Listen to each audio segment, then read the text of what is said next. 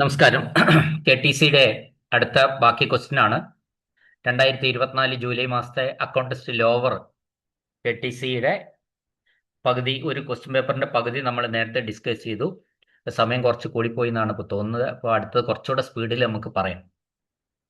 ആദ്യത്തെ ചോദ്യം: ട്രഷറി നൽകുന്ന പേയ്മെന്റ് ഓർഡറുകൾ കളക്ടർ നിശ്ചയിക്കുന്ന ഡാഷിൽ കവിയാത്ത കാലയളവിലേക്ക് മാത്രമേ സാധുതയുള്ളൂ. അത് കളക്ടർ നിശ്ചയിക്കുന്ന 10 ദിവസത്തിൽ കവിയാത്ത കാലയളവിലേക്ക് മാത്രമേ സാധുതയുള്ളൂ. അപ്പൊ ഈ കാലയളവ് അതാത് ജില്ലാ കലക്ടർമാർ നൽകുന്നതാണ്, നിശ്ചയിക്കുന്നതാണ്. അപ്പോൾ സാധാരണഗതിയിൽ ഈ സാഹചര്യം ഇങ്ങനെ സാധാരണ ഈ പേയ്മെന്റ് ഓർഡറുകൾക്കൊക്കെ 3 മാസത്തെ ഒരു ഇതുണ്ടെങ്കിലും ഇപ്പോൾ നമ്മൾ കളക്ടർ ഈ ദുരിതാശ്വാസ നിധിയിലേക്കൊക്കെ പണം ആവശ്യമായ സന്ദർഭങ്ങളിലാണ് കളക്ടർ ഇങ്ങനെ ട്രഷറി നൽകുന്ന പേയ്മെന്റ് ഓർഡറുകൾക്ക് കളക്ടർ 10 ദിവസം പരമാവധി വാലിഡിറ്റി കൊടുക്കുന്നത്. ആ 10 ദിവസത്തിനുള്ളിൽ ആ പേയ്മെന്റ് ഓർഡർ ക്യാഷായിട്ട് മാറണം.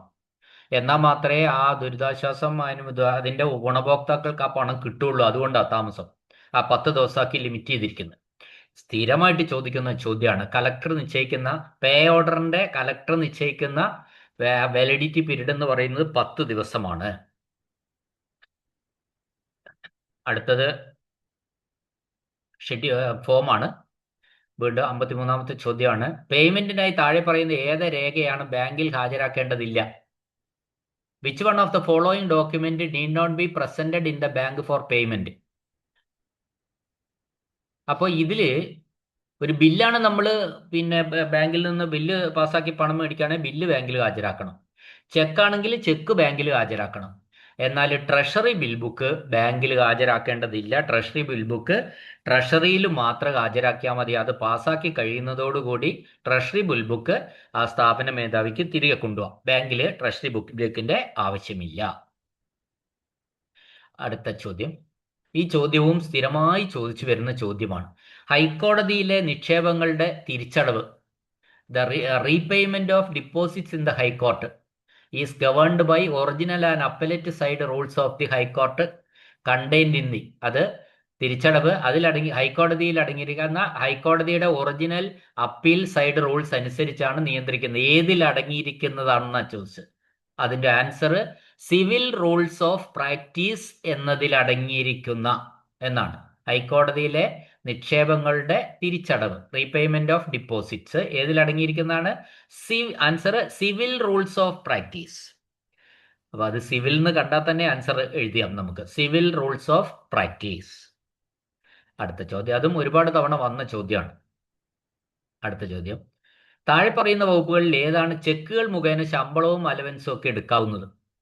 നമുക്കറിയാം, ചെക്കുകൾ മൂലം ശമ്പളം ഇതൊക്കെ എടുക്കാവുന്ന ഒരു വകുപ്പാണ് പൊതുമരാമത്ത്. പിന്നെ ഒരു വകുപ്പാണ് വനം വകുപ്പ്. അപ്പോൾ ഇതൊക്കെ നമുക്ക് അറിയുന്നതാണ്. ഇവിടെ തന്നിരിക്കുന്നത് ട്രഷറി, വിദ്യാഭ്യാസം, സഹകരണം, ഈ 3 വകുപ്പിനും എന്ത് പറ്റില്ല? ചെക്ക് മുഖാന്തരം ശമ്പളവും അലവൻസും വലിക്കാൻ പറ്റില്ല. പൊതുമരാമത്ത് വകുപ്പിന് മാത്രമേ പറ്റുള്ളൂ. ഓക്കെ, അടുത്ത ചോദ്യം.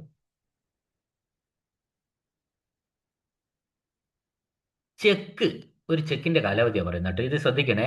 ചെക്ക് ഇഷ്യൂ ചെയ്ത എത്ര മാസത്തേക്കെന്ന് കേട്ട ഉടനെ 3 മാസം ഒന്നും എഴുതരുത്. ഒരു ചെക്ക് ഇഷ്യൂ ചെയ്ത തീയതി മുതൽ പണം അടയ്ക്കാതെ കിടക്കുന്ന ഏതെങ്കിലും ചെക്ക് ഡ്രോയിങ് ഓഫീസർ കാണും. ഈ പണം അടയ്ക്കാതെ, ഇത് മലയാളീകരിക്കുമ്പോൾ ഈ മലയാളത്തിന് ഒരു പ്രശ്നമുണ്ട്. അപ്പൊ നമുക്ക് ഇംഗ്ലീഷിലേക്ക് പോവാം. The drawing officer shall cancel any cheque which has remained unpaid for dash month from the date of issue. ആ ചെക്ക് കൊടുത്ത തീയതി മുതൽ എത്ര കാലത്തിനുള്ളിൽ അത് പണമാക്കി മാറ്റിയില്ലെങ്കിൽ ഡ്രോയിങ് ഓഫീസർക്ക് ചെക്ക് ക്യാൻസൽ ചെയ്യാം, ചെക്ക് റദ്ദാക്കാം. 12 മാസത്തിനുള്ളിൽ ക്യാഷാക്കി മാറ്റിയില്ലെങ്കിലാണ് ആ ചെക്ക് ഡ്രോയിങ് ഓഫീസർക്ക് റദ്ദാക്കാൻ പറ്റുന്നത്. അടുത്ത ചോദ്യം. ഓരോ ഡിവിഷണൽ ഓഫീസറുടെയും ക്രെഡിറ്റ് ലെറ്റർ ഡിപ്പാർട്ട്മെന്റ് മേധാവിക്ക് പകർപ്പുകൾ സഹിതം നൽകാൻ ഏത് വകുപ്പിനാണ് അധികാരമുള്ളത്? ഈ ക്രെഡിറ്റ് ലെറ്റർ നൽകാൻ പറ്റുന്ന വകുപ്പ് ഏതാണല്ലേ? എല്ലാ വകുപ്പുകൾക്കും ലെറ്റർ ഓഫ് ക്രെഡിറ്റ് കൊടുക്കാറുണ്ട്. ആ ലെറ്റർ ഓഫ് ക്രെഡിറ്റ് കൊടുക്കാൻ പറ്റുന്ന വകുപ്പ് ഏതാണ്? അത് ധനകാര്യ വകുപ്പാണ്. ലെറ്റർ ഓഫ് ക്രെഡിറ്റ് കൊടുക്കുന്ന വകുപ്പ് എന്ന് പറയുന്നത് ധനകാര്യ വകുപ്പാണ്. അടുത്ത ഫോമാണ്. വീണ്ടും നമ്മൾ ഡിവിഷണൽ ഓഫീസറിൽ നിന്ന് ലഭിച്ച അപേക്ഷകളിൽ നൽകിയിട്ടില്ല എല്ലാ പൊതുമരാമത്ത് ചെക്ക് ബുക്കുകളുടെയും നമ്പറുകളും തീയതികളും കാണിക്കുന്ന ഒരു സ്റ്റേറ്റ്മെന്റ് ട്രഷറി ഓഫീസർ ഓരോ ഡിവിഷണൽ ഓഫീസർക്കും എത്ര കാലം കൊണ്ട് അയക്കുന്നതാണ്.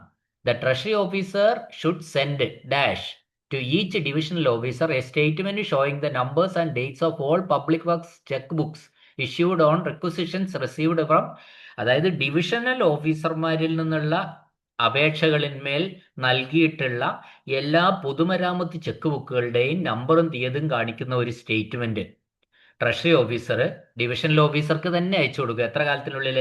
3 മാസത്തിലൊരിക്കൽ അയച്ചു കൊടുക്കും.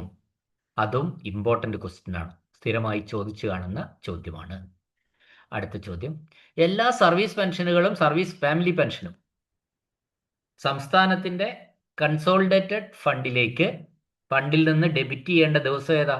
മാസത്തിലെ ഫസ്റ്റ് ഡേ. പെൻഷനും ഫാമിലി പെൻഷനും കൊടുക്കുന്നത് മാസത്തിന്റെ ഫസ്റ്റ് ഡേ ആണ്. ഓക്കെ, അടുത്ത ചോദ്യം ഫോമാണ് അടുത്തത്. അടുത്ത ചോദ്യം, കമ്മ്യൂട്ടേഷൻ കേസുകളിൽ കമ്മ്യൂട്ടേഷൻ ചെയ്ത പെൻഷന്റെ ഭാഗത്തിന് കമ്മ്യൂട്ടഡ് മൂല്യം അടയ്ക്കുന്നതിന് അധികാരം നൽകാൻ ആർക്ക്? കമ്മ്യൂട്ടേഷൻ കൊടുക്കാൻ അധികാരമുള്ള ആർക്കാണെന്നാണ് ചോദ്യം. In commutation cases who has the power to issue the authority for payment of the commuted value of the pension commuted? അത് ആർക്കാണ്? അക്കൗണ്ടന്റ് ജനറലാണ് അങ്ങനെ ഒരു അംഗീകാരം കൊടുക്കാനുള്ള പവർ ഉള്ളൂ. അടുത്ത ഫോമാണ് അടുത്തത്, പെൻഷൻ തുക ഒരു ട്രഷറിയിൽ നിന്ന് മറ്റൊന്നിലേക്ക് മാറ്റാനുള്ള അധികാരം ആർക്കാണ്? അത് ഇവിടെ ഡെലീറ്റഡ് ക്വസ്റ്റ്യൻ ആണ്, അതുകൊണ്ട് ഞാനതിലേക്ക് കടക്കുന്നില്ല. അടുത്ത ചോദ്യം, ഇന്ത്യയിൽ അടയ്ക്കേണ്ട ഒരു പെൻഷൻ ഡാഷിൽ കൂടുതൽ തുക പിൻവലിക്കാതെ തുടരുകയാണെങ്കിൽ പെൻഷൻ നൽകേണ്ടതില്ല. അതായത് if A pension payable in ഇന്ത്യയിൽ നൽകേണ്ട ഒരു പെൻഷൻ, അടയ്ക്കേണ്ടതെന്നല്ല, ശരിക്കും മലയാളം ആകുമ്പോഴുള്ള കുഴപ്പമാണ്. ഇന്ത്യയിൽ നൽകേണ്ട ഒരു പെൻഷൻ അത് എത്ര കാലം വിഡ്രോ ചെയ്താതിരുന്നാൽ അത് തൽക്കാലം മരവിപ്പിക്കും, പെൻഷൻ നൽകാതിരിക്കും. അതായത് 1 വർഷം നൽകാതെ ഇരുന്ന, ക്ലെയിം ചെയ്യാതെ ഇരുന്നാൽ, അൺഡ്രോൺ ഫോർ മോർ ദാൻ 1 ഇയർ, 1 കൊല്ലത്തിന് മേലെ പിൻവലിക്കാതെ ഇരുന്നാൽ അത് പെൻഷൻ, ഇന്ത്യയിലെ പെൻഷൻ അത് തൽക്കാലം നൽകുകയില്ല, മരവിപ്പിക്കും. അടുത്ത ചോദ്യം, ട്രഷറി ഓഫീസർ എവിടെ നിന്ന് ലഭിച്ച അധികാരത്തിലല്ലാതെ യാതൊരു ഗ്രാറ്റുവിറ്റി ആര് പറഞ്ഞാലേ കൊടുക്കാൻ പറ്റൂ? അക്കൗണ്ടന്റ് ജനറൽ പറഞ്ഞാലേ പെൻഷനായ ഒരാൾക്ക് ഗ്രാറ്റുവിറ്റി കൊടുക്കാൻ പാടുള്ളൂ. അതാണ് ഇവിടുത്തെ. The treasury officer shall not pay any gratuity except on authority received from എവിടെ നിന്ന്? അക്കൗണ്ടന്റ് ജനറലിൽ നിന്ന് ഓതറൈസേഷൻ കിട്ടാതെ ട്രഷറി ഓഫീസർ ഗ്രാറ്റുവിറ്റി കൊടുക്കാൻ പാടില്ല. അടുത്ത ചോദ്യം, കൊച്ചിൻ രാജാപ്രമുഖനും റിസർവ് ബാങ്കും തമ്മിലുള്ള കരാർ സംസ്ഥാന പുനഃസംഘടന നിയമത്തിൽ നടപ്പിലാക്കുന്നത് താഴെ പറയുന്നവയിൽ ഏത് തീയതിയിലാണ്? അത് ഇവിടെ പറഞ്ഞ ആൻസർ, കൊച്ചിൻ രാജാപ്രമുഖനും റിസർവ് ബാങ്കും തമ്മിലുള്ള കരാർ 1952 ജൂൺ 30 ആണ്. 1952 ജൂൺ 30 ഇവിടെ ആൻസറായി പറഞ്ഞിട്ടുള്ളത്. അടുത്ത ഫോറമാണ്, വിട്ടു. അടുത്ത ചോദ്യം, അതായത് who shall watch the recovery of all deficiencies discovered in remittance? പണമടയ്ക്കുന്നതിൽ ഉണ്ടായിട്ടുള്ള വീഴ്ചകൾ, കണ്ടുപിടിക്കപ്പെട്ട വീഴ്ചകൾ, നമ്മൾ ആ പണം തിരിച്ചു പിടിക്കണം. ആ റിക്കവറി ആരാണ് നിരീക്ഷിക്കുക? ഇതെല്ലാം സൂക്ഷ്മമായിട്ട് പരിശോധിക്കും. ഓഡിറ്റ് നടത്തുക, ട്രഷറിയിൽ നിന്നുള്ള വീഴ്ചകൾ പരിശോധിക്കുക, അത് കണ്ടെത്തുക, ആ വീഴ്ച വന്നത് തിരിച്ചു പിടിക്കുക. ഇതൊക്കെ നിരീക്ഷിക്കുന്നത് ആരാ? അത് അക്കൗണ്ടന്റ് ജനറലാണ്. Accountant general. കേരള ട്രഷറി നിയമങ്ങൾ നിലവിൽ വന്നത് അതെപ്പോഴാണെന്നാ ചോദ്യം. 1963 ജൂലൈ 1 കേരള ട്രഷറി നിയമങ്ങൾ നിലവിൽ വന്നത്. അടുത്ത ചോദ്യം, who is responsible to government for the proper functioning of the treasuries in the state? സംസ്ഥാനത്തെ ട്രഷറികളുടെ ശരിയായ പ്രവർത്തനത്തിന് സർക്കാരിനോട് കടപ്പെട്ടിരിക്കുന്നത് ആരാണ്? അത് ഡയറക്ടർ ഓഫ് ട്രഷറീസ് ആണ്, ട്രഷറി ഡയറക്ടറാണ്. ട്രഷറിയുടെ സംസ്ഥാനത്തെ മുഴുവൻ ട്രഷറികളുടെയും ശരിയായ പ്രവർത്തനത്തിന് ഉത്തരവാദിത്വം ആർക്കാണ്? അത് ഡയറക്ടർ ഓഫ് ട്രഷറീസിനാണ്. അടുത്ത ചോദ്യം,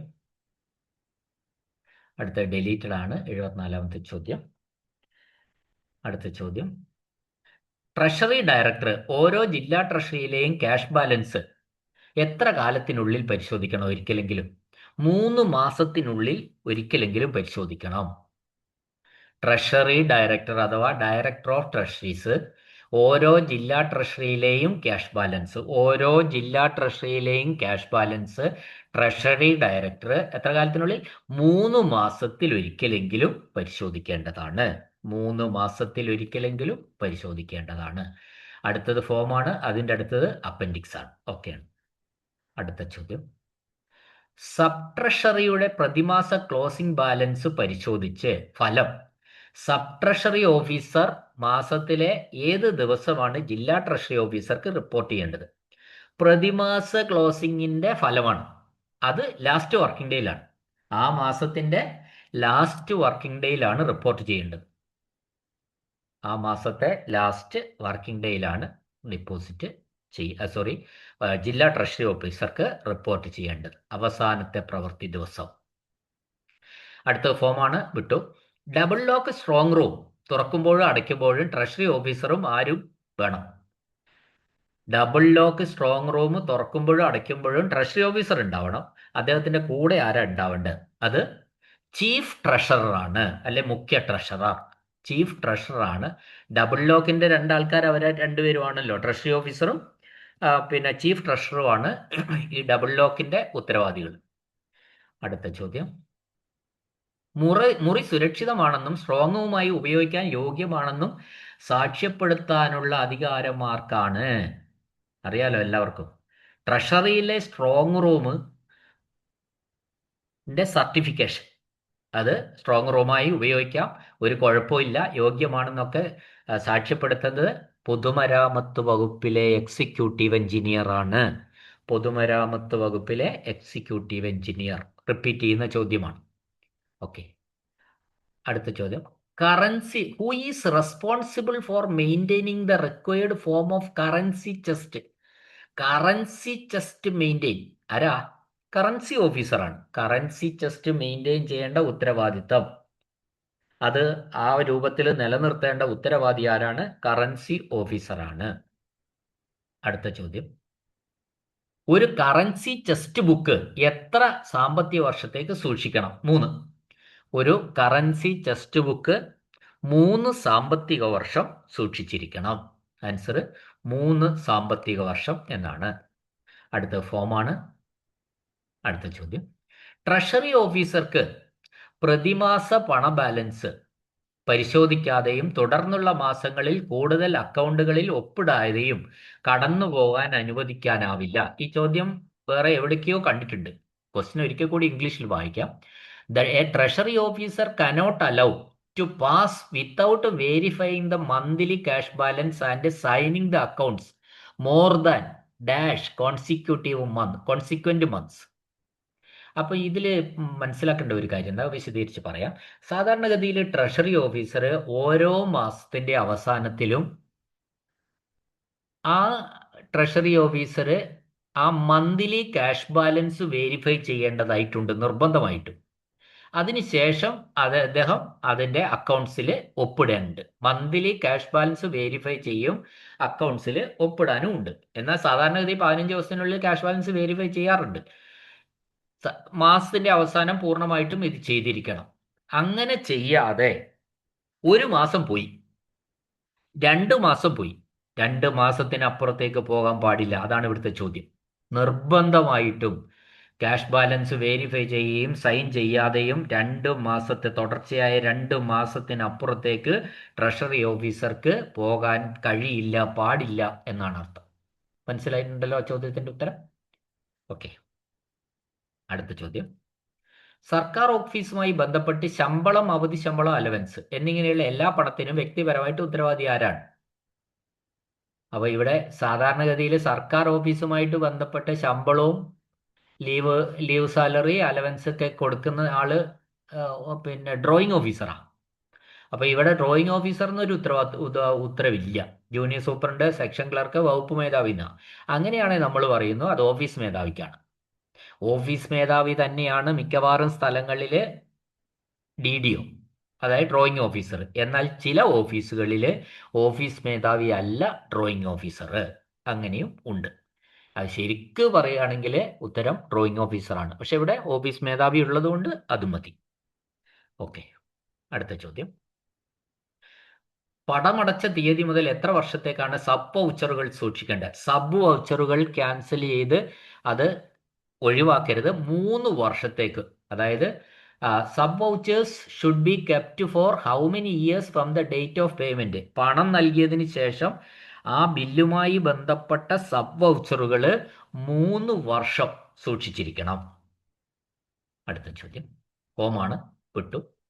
അതിന്റെ അടുത്ത ചോദ്യം, മാർച്ച് 31 വരെ 3 വർഷത്തിൽ കൂടുതൽ അഡ്മിനിസ്ട്രേറ്റർമാർ പ്രവർത്തിപ്പിക്കാത്ത വ്യക്തിഗത ഡിപ്പോസിറ്റ് അക്കൗണ്ടുകൾ ഡാഷിനകം അക്കൗണ്ടന്റ് ജനറലിന് റിപ്പോർട്ട് ചെയ്യണം. ഓക്കെ, പേഴ്സണൽ ഡിപ്പോസിറ്റുകളാണ്, പി ഡി അക്കൗണ്ട് എന്ന് പറയും.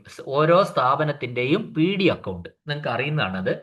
ആ പി ഡി അക്കൗണ്ട് 3 വർഷമായിട്ട് അതിലെ ഈ പി ഡി അക്കൗണ്ടിന്റെ ഹെഡ് ഓഫ് ഓഫീസ്, നമ്മൾ മിക്കവാറും സ്ഥലങ്ങളിൽ ഓരോ സ്ഥാപനത്തിനുമുള്ള പി ഡി അക്കൗണ്ട്, അത് വ്യക്തിഗത അക്കൗണ്ട് എന്ന് പറയും. അതിന് പേഴ്സണൽ ഡിപ്പോസിറ്റ് അക്കൗണ്ട് എന്നാ പറയാം. ആ പേഴ്സണൽ ഡിപ്പോസിറ്റ് അക്കൗണ്ടുകൾ മിക്കവാറും എല്ലാം തന്നെ ഓഫീസ് മേധാവിയുടെ, സ്ഥാപന മേധാവിയുടെ പേരിലായിരിക്കും. അങ്ങനെ ആ പി ഡി അക്കൗണ്ടിൽ പണം അങ്ങോട്ട് ഇടുകയോ ഇങ്ങോട്ട് ഇടുകയോ ചെയ്യാതിരുന്നാൽ, ചെയ്യാതിരുന്നാൽ 3 വർഷക്കാലം ചെയ്യാതിരുന്നാൽ ഇതിന്റെ ഹെഡ് ഓഫ് ഓഫീസ്, ആ സ്ഥാപന മേധാവികൾ പി ഡി അക്കൗണ്ടിലേക്ക് ഡെബിറ്റ് ചെയ്യുന്നില്ല, ക്രെഡിറ്റും ചെയ്യുന്നില്ല എങ്കിൽ, അത് 3 വർഷത്തിനകം ഒന്നും നടക്കത്തില്ല എങ്കിൽ അത് അക്കൗണ്ടന്റ് ജനറലിൽ റിപ്പോർട്ട് ചെയ്യണം. എന്നത്തേക്ക് അടക്കം? മാർച്ച് 31 വരെ 3 വർഷമായാൽ അടുത്ത ജൂലൈ 15 കിട്ടും പോലെ, ജൂലൈ 15 അക്കൗണ്ടന്റ് ജനറലിൽ റിപ്പോർട്ട് ചെയ്യണം. എപ്പോഴാണ് അക്കൗണ്ടന്റ് ജനറലിൽ റിപ്പോർട്ട് ചെയ്യേണ്ടതെന്നാ? ഇപ്പൊ മാർച്ച് 31 വരെയുള്ള 3 വർഷം ആണെങ്കിൽ അതിന് തൊട്ടടുത്ത ജൂലൈ 15 റിപ്പോർട്ട് ചെയ്യണം എന്നാണ് ഉത്തരം. ഓക്കെ, അടുത്ത ഫോമാണ്, വിട്ടു. ജില്ലാ ട്രഷറി അക്കൗണ്ട് ഡാഷിലേക്ക് അയച്ചതിന് ശേഷം ക്ലാസിഫിക്കേഷനിലെ ഒരു പിശക് ജില്ലാ ട്രഷറി ഓഫീസറുടെ ശ്രദ്ധയിൽപ്പെടുത്തുമ്പോൾ അത് TA8 ഒരു ആൾട്ടറേഷൻ മെമ്മോറാണ്ടം തയ്യാറാക്കി തിരുത്തുന്നു. എങ്ങോട്ട് അയച്ചതിന് ശേഷമാണ് ആൾട്ടറേഷൻ മെമ്മോറാണ്ടം തയ്യാറാക്കുന്നതാണ് ചോദ്യം. ആൾട്ടറേഷൻ മെമ്മോറാണ്ടം തയ്യാറാക്കി ഫോം TA8 ട്രഷറി അക്കൗണ്ടിലെ കേരള അക്കൗണ്ട് കോഡിലെ ഫോമാണ് TA8. അതിൽ തയ്യാറാക്കിയിട്ട് അയക്കുന്നത് അക്കൗണ്ടന്റ് ജനറലിന് അയച്ചതിന് ശേഷമാണ്. ട്രഷറി അക്കൗണ്ടന്റ് ജനറലിന് അയച്ചതിന് ശേഷം ക്ലാസിഫിക്കേഷനിൽ ഒരു തെറ്റ് കണ്ടെത്തുന്നു. അന്നേരമാണ് ശ്രദ്ധയിൽപ്പെട്ടത്. അപ്പോൾ എന്ത് ചെയ്താൽ മതി?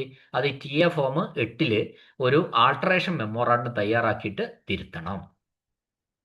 അടുത്ത ചോദ്യം, ഒരു ഡിമാൻഡ് നോട്ടീസ് കാരണം ഗവൺമെന്റിന് നൽകിയ വരുമാനം താഴെ പറയുന്ന ഏത് ഹെഡിലാണ് ക്രെഡിറ്റ് ചെയ്യേണ്ടത്? കേൾക്കണേ.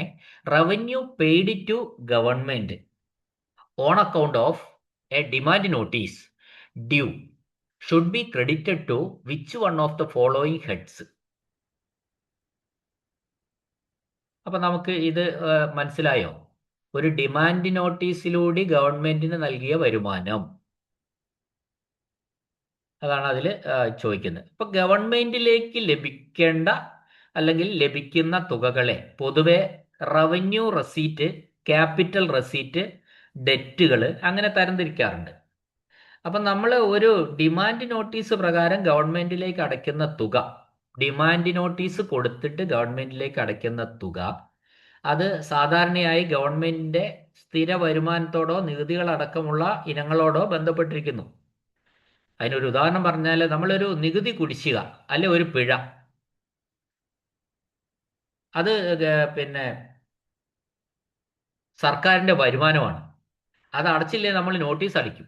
നോട്ടീസ് അയച്ചിട്ട് അത് പിരിച്ചെടുക്കാം. അപ്പോൾ അത് റവന്യൂ ഹെഡിലാണ് നമ്മൾ ക്രെഡിറ്റ് ചെയ്യേണ്ടത്. ഇപ്പം നമ്മൾ വേറൊരു ഉദാഹരണം പറഞ്ഞാൽ, ഒരാള് അടയ്ക്കേണ്ട ലാൻഡ് ടാക്സ്, ഭൂനികുതി, അല്ലെങ്കിൽ ഏതെങ്കിലും മറ്റുള്ള നികുതികൾ അത് കുടിശ്ശിക വരുത്തിയാൽ നമ്മൾ ആ തുക അടയ്ക്കാൻ ആവശ്യപ്പെട്ടിട്ട് ബന്ധപ്പെട്ട ഓഫീസ് അയാൾക്ക് ഡിമാൻഡ് നോട്ടീസ് അയക്കും. അപ്പോൾ ആ നോട്ടീസ് പ്രകാരം ആ വ്യക്തി അടയ്ക്കുന്ന തുക എന്ന് പറയുന്നത് ഗവൺമെന്റിന്റെ കണക്കിൽ അതൊരു ആസ്തിയോ കടമോ ഒന്നും ഉണ്ടാക്കുന്നതല്ല, മറിച്ച് അതൊരു സാധാരണ വരുമാനമായിട്ടാണ് കണക്കാക്കപ്പെടുന്നത്. അതിനാൽ ഇത്തരത്തിൽ ഡിമാൻഡ് നോട്ടീസ് മൂലം കിട്ടിയ വരുമാനം റവന്യൂ ഹെഡിലാണ് ക്രെഡിറ്റ് ചെയ്യുന്നത്. സർക്കാരിന്റെ വരുമാനമായിട്ടാണ് കണക്കാക്കുന്നത്, റവന്യൂ ഹെഡിലാണ് ക്രെഡിറ്റ് ചെയ്യുന്നത്. ഓക്കെ. ഗവൺമെന്റിന്റെ അടുത്ത ചോദ്യം, ഗവൺമെന്റിന്റെ നിയമപ്രകാരം റീഫണ്ട് ചെയ്ത ലാപ്സ്ഡ് ഡെപ്പോസിറ്റിന്റെ തുക ഡാഷ് ആയി ട്രഷറി അക്കൗണ്ടിൽ കാണിക്കണം. The amount of lapsed deposit refunded under the rules of government should appear in the treasury account as A. വളരെ വളരെ ഇമ്പോർട്ടൻറ്റ് ക്വസ്റ്റ്യൻ ആണ്, സ്ഥിരമായിട്ട് ക്വസ്റ്റ്യൻ വരുന്നതാണ്. ശ്രദ്ധിച്ച് കേൾക്കുക, ഒരിക്കൽ കൂടി ഞാനത് പറയാം. ഗവൺമെന്റിന്റെ നിയമങ്ങൾ അനുസരിച്ച് ഈ ലാപ്സായ ഡെപ്പോസിറ്റുകൾ, അതായത് നേരത്തെ നിശ്ചിത കാലാവധി കഴിഞ്ഞിട്ടും തുക പിൻവലിക്കാത്ത, അവകാശികളില്ലാത്ത, ക്ലെയിം ചെയ്യാത്ത, പിൻവലിക്കാത്ത ഡിപ്പോസിറ്റുകളെയാണ് നമ്മൾ സാധാരണഗതിയിൽ 3 വർഷമൊക്കെ കഴിഞ്ഞാൽ അത് ലാപ്സ്ഡ് ഡിപ്പോസിറ്റ് ആവും. അങ്ങനെയുള്ള ലാപ്സ്ഡ് ഡിപ്പോസിറ്റ് പിന്നെ അത് എന്തിലേക്ക് മാറ്റും? സർക്കാരിൻ്റെ റവന്യൂവിലേക്ക് മാറ്റിയിട്ടുണ്ടാവും, റവന്യൂ ഡിപ്പോസിറ്റിലേക്ക് അത് മാറ്റിയിട്ടുണ്ടാവും, അങ്ങനെയുള്ള ലാപ്സ് ഡിപ്പോസിറ്റ്. അപ്പോൾ അങ്ങനെ അത് കഴിഞ്ഞിട്ട് ഈ ലാപ്സ് ആയതിനു ശേഷം അതിനൊരു അവകാശി വന്നു, അവർ അപേക്ഷയൊക്കെ തന്നു, ആ ഡിപ്പോസിറ്റ് തിരികെ തരണമെന്നുള്ള അപേക്ഷ വന്നു. ആ അപേക്ഷയുടെ അടിസ്ഥാനത്തിൽ ഈ സർക്കാർ ആ തുക ചെക്ക് ചെയ്തു, അങ്ങനെ ഒന്ന് കൊടുക്കാനുണ്ടോ, ഒറിജിനലാണോ, ഇതെല്ലാം നോക്കിയിട്ട് അയാൾക്ക് ആ ലാപ്സായ ഡിപ്പോസിറ്റ് തിരികെ കൊടുത്തു. ആ തിരികെ കൊടുത്തു കഴിഞ്ഞാൽ ഇത് ട്രഷറിയുടെ ഏത് കണക്കിൽ, ഏത് റീഫണ്ടിലാണ് വെക്കേണ്ടതെന്നാണ് ചോദ്യം. അങ്ങോട്ട് റവന്യൂ ഡിപ്പോസിറ്റ് ആയിട്ടാണ് സ്വീകരിച്ചിട്ടുള്ളത്, അപ്പോൾ തിരിച്ചു കൊടുക്കുമ്പോൾ അതെന്തായിരിക്കണം എന്നാണ്. അത് ആദ്യത്തെ ഓപ്ഷൻ റവന്യൂ റീഫണ്ട് അല്ല, ലോൺ റീഫണ്ട് അല്ല, സെക്യൂരിറ്റി റീഫണ്ട്. ഇത് മിസലേനിയസ് റീഫണ്ട് ആയിട്ടാണ് കണക്കിൽ വെക്കേണ്ടത്. നിരവധി തവണ ചോദിച്ചതാണ്. സർക്കാർ ഒരു ട്രഷറി ഒരു ലാപ്സ്ഡ് ഡിപ്പോസിറ്റ് തിരികെ കൊടുക്കേണ്ട സന്ദർഭം വരുമ്പോൾ അത് ട്രഷറി അക്കൗണ്ടുകളിൽ എന്തായിട്ട് വെക്കണം? മിസലേനിയസ് റീഫണ്ട് ആയിട്ടാണ് വെക്കേണ്ടത്. അടുത്ത ചോദ്യം, നാണയങ്ങളും നോട്ടുകളും അയക്കുന്നതുമായി ബന്ധപ്പെട്ട് സ്റ്റേറ്റ് ബാങ്കിന്റെ ശാഖകളിൽ നിന്നുള്ള എല്ലാ ചാർജുകളും നിറവേറ്റുന്ന ആരാണ്? നാണയം കൊണ്ടുവരുന്നു, നാണയം നോട്ടുകളും കൊണ്ടുവരുന്നു, കയറ്റി പോകുന്നു, അല്ലെ അങ്ങോട്ട് കൊണ്ടുപോകുന്നു. അപ്പോൾ അത് കൊണ്ടുവരുമ്പോൾ ഉള്ള ഇപ്പോൾ കയറ്റിറക്ക് കൂലി, അങ്ങനെയുള്ള ചെലവുകളൊക്കെ, തൊഴിലാളികളുടെ പിന്നെ സഹായിക്കുമ്പോഴുള്ള കൂലികൾ, അത്തരം കാര്യങ്ങളൊക്കെ ആരാണ്? സ്റ്റേറ്റ് ബാങ്കിന്റെ ശാഖയിൽ നിന്നുള്ള ചാർജുകളൊക്കെ, നാണയവും നോട്ടുകളും സ്റ്റേറ്റ് ബാങ്കിലേക്ക് കൊണ്ടുവരികയോ സ്റ്റേറ്റ് ബാങ്കിൽ നിന്ന് അയക്കുകയോ ചെയ്യുന്നതുമായി ബന്ധപ്പെട്ടിട്ടുള്ള ഇത്തരം ചെറിയ ചെറിയ ചെലവുകൾ, കയറ്റിറക്ക് കൂലി പോലെയുള്ള ചെറിയ ചെലവുകൾ നിറവേറ്റുന്നത് ആരാണ് എന്നാണ് ചോദ്യം. അത് റിസർവ് ബാങ്കാണ് ആ ചെലവുകൾ വഹിക്കുന്നത്. അടുത്ത ചോദ്യം, പോലീസുകാരുടെ പണമയക്കലിന്റെ കാര്യത്തിൽ പണം നൽകുന്നവർക്ക് നേരിട്ട് ഡ്രാഫ്റ്റ് നൽകാൻ ആർക്കാണ്? പോലീസുകാർക്ക് പേരിൽ ഡ്രാഫ്റ്റ് നൽകാൻ അധികാരമുള്ള ആരാന്ന് തുടങ്ങുമ്പോൾ തന്നെ പോലീസും ഡ്രാഫ്റ്റും എന്ന് കേട്ടാൽ തന്നെ അറിയാം, അത് സൂപ്രണ്ട് ഓഫ് പോലീസാണ്, SP, പോലീസ് സൂപ്രണ്ടിനാണ് ആ അധികാരം ഉള്ളത്, നേരിട്ട് ഡ്രാഫ്റ്റ് കൈമാറാൻ. In the case of police remittances who shall be authorised to forward the draft to the payees directly. Okay. അടുത്ത ചോദ്യം, അക്കൗണ്ടന്റ് ജനറൽ അവനോട് ഈടാക്കാൻ ഉത്തരവിടുന്ന ഏതെങ്കിലും തുകയുമായി ബന്ധപ്പെട്ട് സർക്കാർ ജീവനക്കാരന്റെ അടുത്ത ശമ്പള ബില്ലിൽ നിന്ന് ഈടാക്കാൻ ആർക്കാണ് ഉത്തരവാദിത്വം? അക്കൗണ്ടന്റ് ജനറൽ ഒരു ഉത്തരവിട്ടിരിക്കുന്നു, ഒരു സർക്കാർ ജീവനക്കാരന്റെ അടുത്ത ശമ്പള ബില്ലിൽ നിന്ന് നിർബന്ധമായിട്ട് ആ തുക ഈടാക്കിയിരിക്കണം. എന്തെങ്കിലും തെറ്റായ ക്ലെയിം ആയിരിക്കും, എന്തോ ആവട്ടെ. Who is responsible to recover from the next pay bill of the government servant concerned any amount which the accountant general orders him to recover. അവനിൽ നിന്നും തിരിച്ചു പിടിക്കണമെന്ന് അക്കൗണ്ടന്റ് ജനറൽ ഉത്തരവിട്ട, അവന്റെ അടുത്ത മാസത്തെ ശമ്പളത്തിൽ നിന്ന് തിരിച്ചു പിടിക്കണമെന്ന് അക്കൗണ്ടന്റ് ജനറൽ ഉത്തരവിട്ട ഒരു ഉത്തരവ് നടപ്പാക്കുന്നത്, ആ റിക്കവറി നടത്തേണ്ടത്, ആ പണം തിരിച്ചു പിടിക്കേണ്ടത് ആരാണ് എന്നാണ് ഇവിടുത്തെ ചോദ്യം. ഇവിടെ ജൂനിയർ സൂപ്രണ്ട്, ഹെഡ് അക്കൗണ്ടന്റ് ഉണ്ട്, ഇവയൊന്നും അല്ല. പക്ഷെ ഉത്തരം ട്രഷറി ഓഫീസറാണ് അതിന്റെ ഉത്തരവാദിത്തം തിരിച്ചു പിടിക്കേണ്ടത്. ഒന്നുകിൽ അത് DDO മുഖാന്തരം, ആ സ്ഥാപനത്തിന്റെ ഹെഡ് ഓഫ് ഓഫീസ് മുഖാന്തരം, എങ്ങനെയായാലും അതിന്റെ ഉത്തരവാദിത്തം ആർക്കാണ്?